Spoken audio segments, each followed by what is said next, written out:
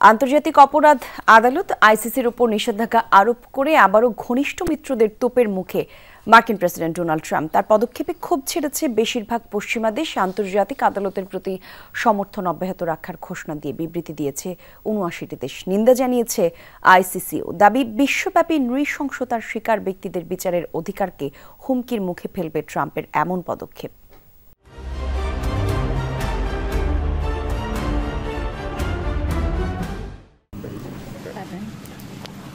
ইসরায়েলকে অকুণ্ঠ সমর্থন দিয়ে একের পর এক বিতর্কের জন্ম দিয়েছিলেন যুক্তরাষ্ট্রের সদ্য সাবেক প্রেসিডেন্ট জো বাইডেন।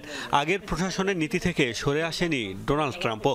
এরই মধ্যে তেল আবিবের পক্ষে নিয়েছেন একাধিক বিতর্কিত পদক্ষেপ, যার সবশেষ উদাহরণ আন্তর্জাতিক অপরাধ আদালত বা আইসিসির উপর নিষেধাজ্ঞা আরোপ করে নির্বাহী আদেশে সই। আইসিসির উপর নিষেধাজ্ঞা আরোপের এই সিদ্ধান্তে অবশ্য মিত্রদেরই পাশে পাচ্ছেন না ডোনাল্ড ট্রাম্প।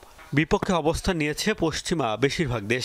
ফ্রান্স, জার্মানি ও ব্রিটেন সহ আইসিসির ১২৫ সদস্যের মধ্যে ৭৯টি দেশই ট্রাম্পের পদক্ষেপের নিন্দা জানিয়ে বিবৃতি দিয়েছে। আইসিসিকে অকুণ্ঠ সমর্থনের বার্তা দিয়েছে দেশগুলো। দাবি, ট্রাম্পের এ ধরনের সিদ্ধান্ত ভয়ঙ্কর সব অপরাধের দায়মুক্তির ঝুঁকি বাড়াবে। নিষেধাজ্ঞা আরোপের নিন্দা জানিয়েছে আইসিসিও। ন্যায় বিচার নিশ্চিতে কাজ চালিয়ে যাওয়ার বার্তাও দিয়েছে। এক বিবৃতিতে আন্তর্জাতিক আদালতের প্রেসিডেন্ট শঙ্কা প্রকাশ করে বলেন, নিষেধাজ্ঞার মতো পদক্ষেপ আইসিসির স্বাধীনতা ও নিরপেক্ষতাকে হুমকিতে ফেলবে। গত বছর নভেম্বরে গাজায় গণহত্যার দায়ে ইসরায়েলি প্রধানমন্ত্রী বেনিয়ামিন নেতানিয়াহু ও সাবেক প্রতিরক্ষামন্ত্রী ইয়োব গালান্তের ওপর গ্রেফতারি পরোয়ানা জারি করে আইসিসি। সে সময়ই আইসিসির এই পদক্ষেপের নিন্দা জানায় তৎকালীন প্রেসিডেন্ট জো বাইডেন। যুদ্ধাপরাধ, মানবতা বিরোধী অপরাধ ও গণহত্যায় ন্যায় বিচার নিশ্চিতে ২০০২ সালে প্রতিষ্ঠিত হয় আন্তর্জাতিক অপরাধ আদালত। যুক্তরাষ্ট্র কিংবা ইসরায়েল কেউই এই আদালতের সদস্য নয়।